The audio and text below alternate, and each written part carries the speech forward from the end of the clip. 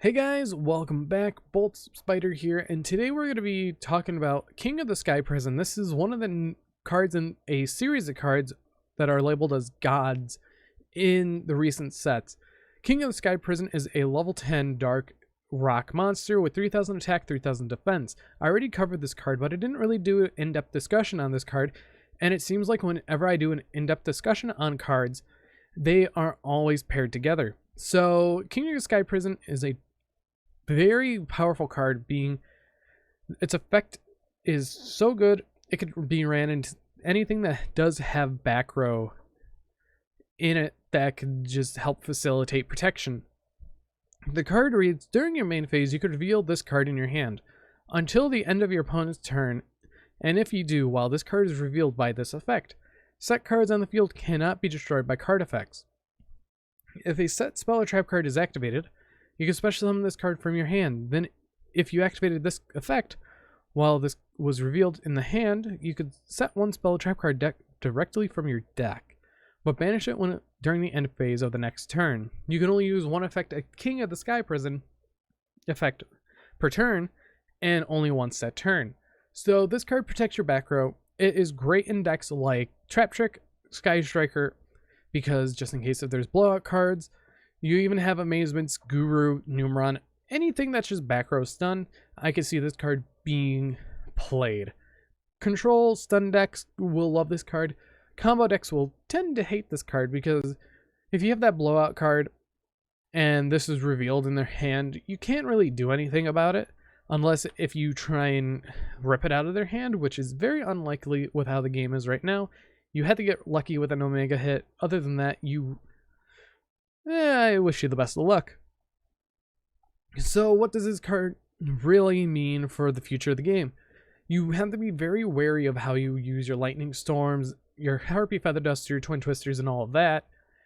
But if you have things like Cosmic Cyclone or any of the Topologics that banishes spells or traps or every card on the field like Zeraboros or Trisvinia, this card really becomes useless. But it's more the fact that it protects from destruction, which is very great, while things like Evenly Matched Cosmic Cyclone, it can't really do much about because those are just removing from play. Now, what else do I think about this card? This card is very great. It could be super powerful, like more than it is, if it didn't have that you can only use one effect per turn and only once that turn. If it was you could use each effect per turn, then it would have been crazy towards something like a limitation or something like that, because it's kind of between a mix of Divine Arsenal, a Zeus, and really something like Baja Latulia. This card is great in certain decks, it's bad in other decks. And overall, I really like the card. It definitely balances the game a little more than it should be, but that's absolutely fine in a game like Yu-Gi-Oh! As things do get power crept and things evolve, and this is the next evolution of back row, where you're safe from destruction and you could run back row perfectly fine now. Earlier in the video, I mentioned that it is part of a series of gods. So some of the gods that have been revealed or we know of are things like Divine Arsenal, AA Zeus, Sky Thunder. This card is a god destroyer, god slayer, and it is built by the humans. It's a 12th weapon, which is why it's a rank 12, and it's more of a god now because it pierces gods with its lightning and it pierces the sky with its thunder. Like, he is the thunderstorm. And another one, we have Underworld Goddess of the Closed World. This is one of the cards I already covered, and she is goddess of this whole series. And both of these cards have their certain uses. Zeus is very, very busted, being once per chain. You can chain to itself if you want, just in case if your opponent has something that interacts. And Underworld Goddess is a free removal of one card off your opponent's field, which is very nice. Then the other cards I think I would group into this series of gods and goddesses are things like Chaos Ruler, the Chaotic Demonic Dragon. This could be a demon. It is most likely a demon because it fits that slot perfectly where it's super powerful, but you have to run it in certain decks. That's how the balance is, and I feel like that is where Chaos Ruler really reigns supreme. He's great in certain decks like Dragon Link, or even if you run Gamma, but in certain decks where you can't make him, it's worthless. Other cards that are in this are things like the Antagonistic Intelligence Emmy Scythe. Yeah, this is a pendulum support card which summons itself out by sending a pendulum from your hand or face up from the pendulum zone to the extra deck. You summon it. If another monster is normal to summon while this card is not in the field, send that monster to the end phase during the graveyard during the end phase.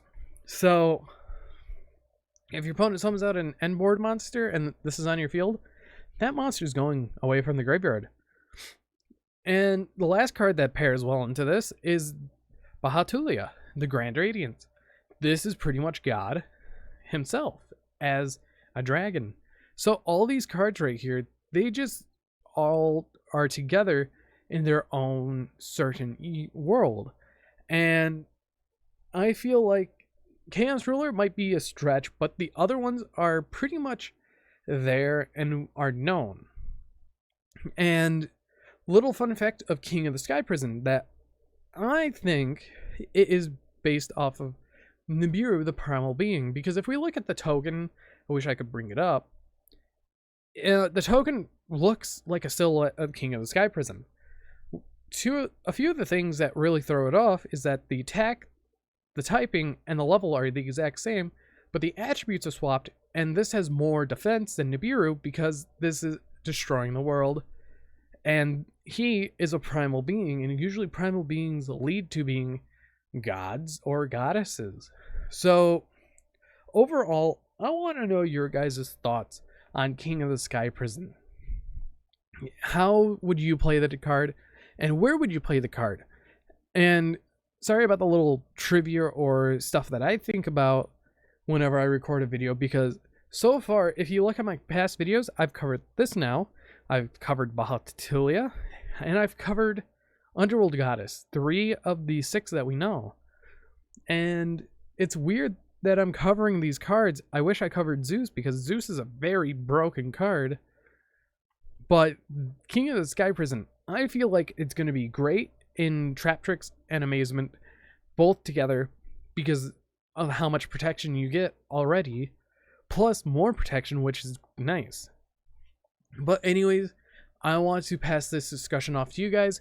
Comment down below, hit that like button, subscribe if you have not, and see you guys in the next video.